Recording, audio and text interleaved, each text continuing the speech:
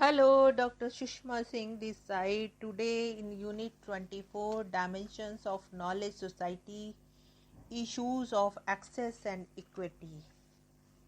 We are going to start our lecture with the topic Skill Acquisition and Training for Work in Knowledge Society. From the preceding sections of this unit, we have already gathered that the key characteristics of the knowledge economy lies in the belief that wealth is increasingly dependent on the development and application of new knowledge by specialist knowledge workers. It has been increasingly recognized that in the knowledge society, people's endowment of skills and capabilities and investment in education and training constitutes a key to economic and social developments. It is not so much physical capital or human skills that determines economic growth. It is the nation's capability to apply knowledge to knowledge creation itself, and that is essential for economic development. Economies are increasingly being built on a foundation of information, learning, and adaptation. Here, the quality of the knowledge increases and the production of knowledge accelerates. So, an important aspect of the emergence of the knowledge society is the readiness to acquire new skills. ICT use represents an augmentation of human skills and capabilities. In examining the skills, it is vital to develop measures that indicate the state of readiness to enlarge the use of information to develop knowledge. A principal indicator of such readiness is literacy level. Literacy is the first indicator of the attainment of the skills level needed for the productive use of ICT. An imperative of the information age. Here, literacy means more than knowing how to read, write, or calculate. It involves understanding and being able to use the information required to function effectively in the knowledge-based society that will dominate the 21st century. Illiteracy is a fundamental barrier to participation in knowledge societies. Vast majority of the illiterate population will be excluded from the emerging knowledge society. The skill attainment is hierarchical. The hierarchy begins with the attainment of basic literacy. All the work processes in which ICT can make a contribution to economic growth require basic literacy. In knowledge societies, it is recognized by governments and organizations that knowledge contributes to individual well-being, societal and economic growth. This recognition is translated into action when new models for lifelong learning are encouraged. By investing in their human resources, enterprises can improve productivity and compete successfully in increasingly integrated world market. For example, in Denmark, enterprises that introduced process and production innovation combined with targeted training were more likely to report output growth. Countries with highest incomes are also those where workers are most educated. Studies indicate that in high-income countries, primary education is universal. Secondary education is almost universal, and tertiary education is approaching 50% of the relevant age group. In contrast, in poor countries, primary education is around 71.5%, secondary education is around 16.4%, and tertiary education enrollment a mere 3.2% of the relevant age group.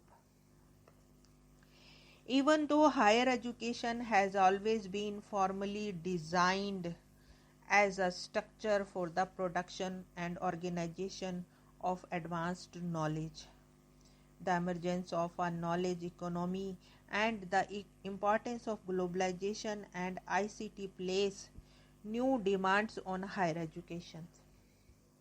Firms that wish to compete in global economy will have to possess the organizational abilities, knowledge that enable them to maintain or increase their competitive advantage in a turbulent market environment. It implies that for firms that there is a need to have and or to train a flexible and versatile workforce. Firms therefore will express a continuous demand for courses in which their employees are retrained. In other words, great emphasis has been given to lifelong learning and the realization of the learning society. For the education of students, one of the implications of the knowledge-driven economy is that students will have to be prepared for a labor market in which they could change jobs many times during their working career. This means that students should acquire appropriate skills for this, and this will have to be reflected in the higher education curriculum, in its content, structure, length, and mode of delivery.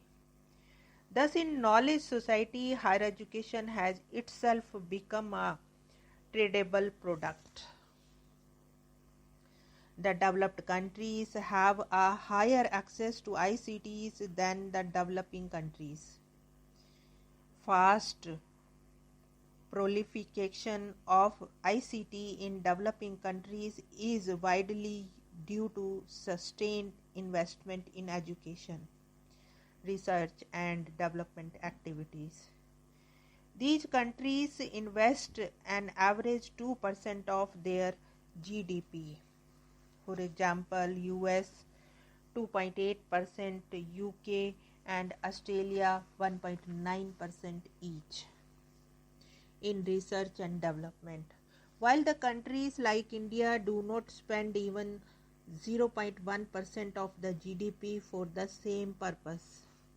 Similarly, the developed countries have been consistently spending a higher proportion of their public expenditure for higher education.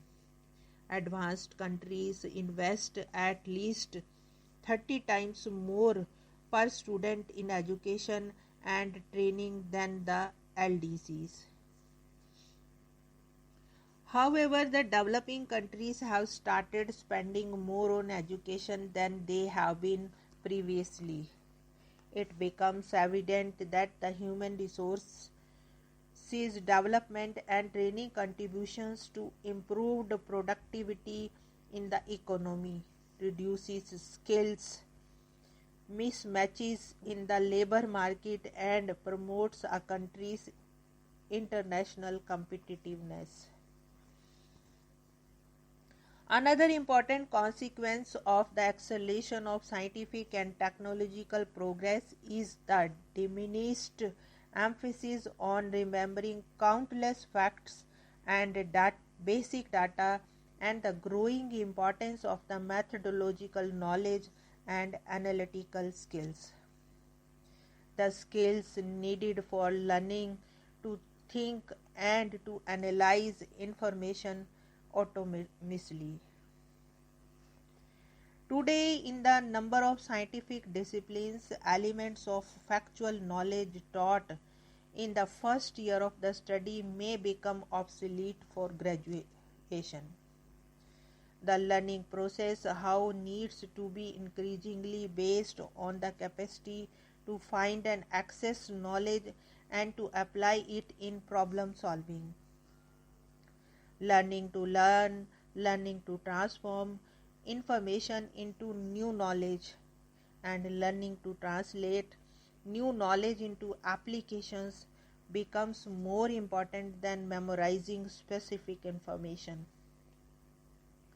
In this new paradigm, primacy is given to analytical skills, that is, to the ability to seek and find information, crystallize issues, formulate testable hypotheses, marshal and evaluate evidence, and solve problems. The new competencies that employers value in knowledge economy have to do with oral and written communications, teamwork, peer teaching, creativity, envisioning skills, resourcefulness, and the ability to adjust to change. Lifelong learning, the second dimension of change in education and training needs, is the short shelf life of knowledge, skills, and occupations, and as a consequence, the growing importance of continuing education and of regular updating of individual capacities and qualifications. In OECD countries, a lifelong education model is progressively replacing the traditional approach of studying for a discrete and finite period of time to acquire a first degree after secondary school or to complete graduate education before moving to a professional life. Graduates will be increasingly expected to return periodically to tertiary education institution to acquire, learn to use, and relearn the knowledge and skills needed throughout their professional lives. This phenomena goes beyond the narrow notion of the second chance for out of school young adults who did not have the opportunity to complete much formal study.